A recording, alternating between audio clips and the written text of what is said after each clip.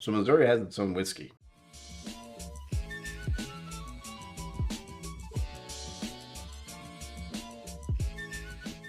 Greetings, my name is Brian. Welcome to KillCo Whiskey Musings. So to wrap up this month, I figured it would be a good idea to use the whiskey I got in Missouri when I went on that trip. The specific bottle is from Still 630, cask strength American whiskey, port finished, and here's the important part, 60.55% ABV.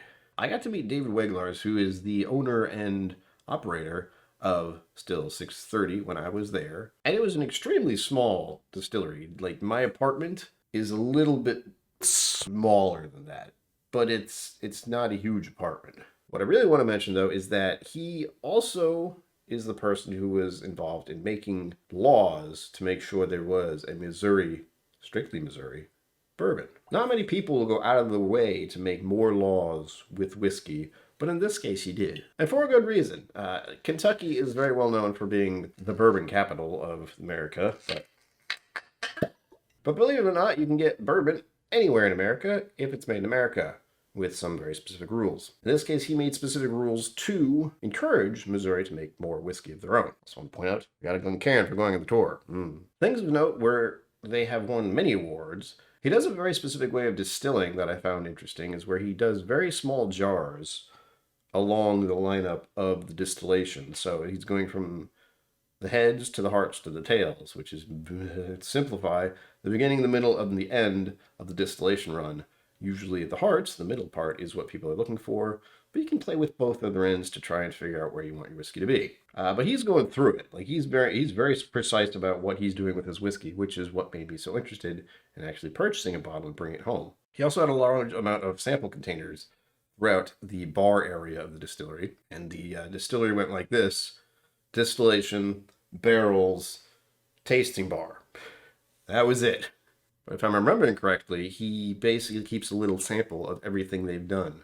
And there were hundreds of them there. The other fun thing is that you can actually get your own barrel. And by that I mean they will distill the whiskey for you, put it in a barrel, and then keep it for you.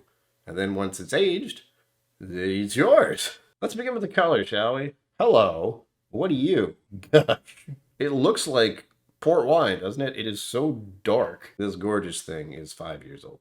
Another part of why I got this bottle specifically. There was a number of them, along with a bunch of other types of liquor. So they had, let's see, gin, rum, I believe they had mezcal, and possibly something else. No vodka, though. Yeah, let me show you.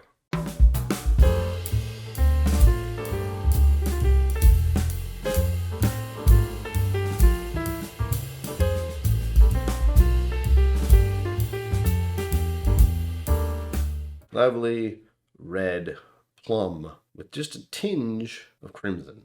It looks gorgeous. Onto the nose. Oh my gosh. Rich dark fruits, instantly saliva. I did get to sample this while I was there. You got to try 3 small samples out of the lineup. And I unsurprisingly went, you think you know. You're wrong. I had 2 whiskeys and they had an apple brandy. Look at a fruit roll-ups with that. So there is a slight herbaceous quality to it. Dry herbs, and I keep thinking about rosemary. A touch of pine, too. I didn't take a lot of time with this before since I was at the distillery, and they did have another tour coming along after us. So I did try this. I didn't get to indulge the entire experience while I was there. So I am very surprised that I'm getting such distinct rye characters from something I thought was just going to be a fruit bomb. A bit of a coffee vibe, too. And there's a sweetness. I'm trying to pinpoint it, and it feels as if it's powdered sugar. Onto the palate. First whiskey of the day. Oh, yeah. Pleasant, some fruit, a little dry. Every time I first sip with high proof stuff, I'm not going to really know what happened. I got the initial hit there, so I can have this next sip, hold my palate, see what happens next.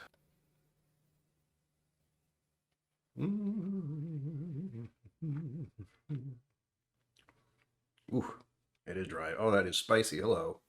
Ah. I wasn't there a minute ago. Extreme spice. Black pepper. It's like heavy, angry cinnamon. I think raisins. Raisins and mint. It could be eucalyptus, but we'll go with mint. Thankfully, it didn't completely obliterate my palate. I always worry about high-proof stuff, kind of holding it on my palate and being like, good luck. This didn't quite do that, but I might need a sip of water first. A little better. Ooh, very spicy. Kind of does that across your tongue.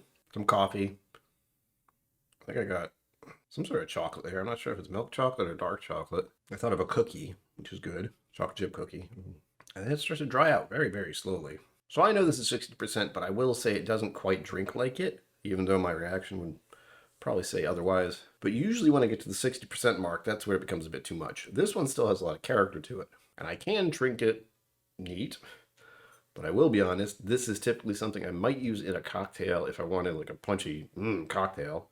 I can see this being used for numerous different things. That would be very, very nice. But I think I'd add a little water to this, a couple drops of water, and I might be a little more comfortable with it, so it wouldn't be so... I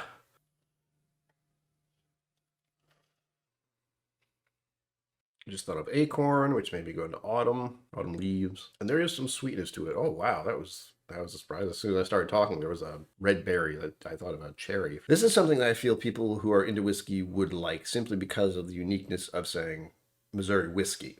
And there are laws that have been enacted that specify Missouri whiskey. It's no surprise Missouri has that archway, a gateway, if you will, because it does bring home the idea of exploration and creating something new. And in this case, Missouri whiskey is a thing now. And there are numerous distilleries in Missouri, which I was not even aware of until we got to Still 630, and they give you a map. There's a bunch of them. Since my friend does live in Missouri, I will have more of these bottles at some point. But I encourage you to look them up, and if you're in the area, try and get yourself on a tour. There you have it, folks. As always, live long and prosper. Don't forget to be awesome. And I will see you out there. Hey, thank you for watching. Please remember to like and subscribe. I'll see you next time.